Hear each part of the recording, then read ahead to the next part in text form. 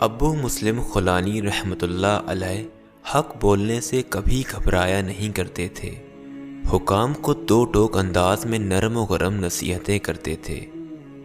ایک مرتبہ حضرت امیر معاویہ رضی اللہ تعالی عنہ کے دور حکومت میں ملازمین کو 2 یا 3 مہینوں کی تنخواہیں نہ ملیں۔ اسی دوران حضرت امیر معاویہ رضی اللہ تعالی عنہ ایک دن خطبہ دینے کے لیے کھڑے ہوئے تو حضرت ابو مسلم خولانی رحمۃ اللہ علیہ نے انہیں کہا، اے معاویہ، یہ مال نہ تمہارا ہے، نہ تمہارے باپ کا، نہ تمہاری ماں کا۔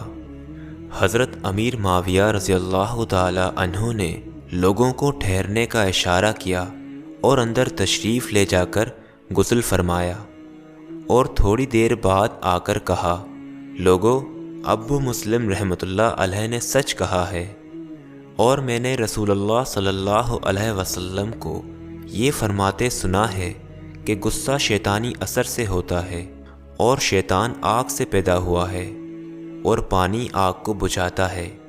لہٰذا جب تم میں سے کسی کو غصہ آئے تو اسے چاہیے کہ غسل کر لے۔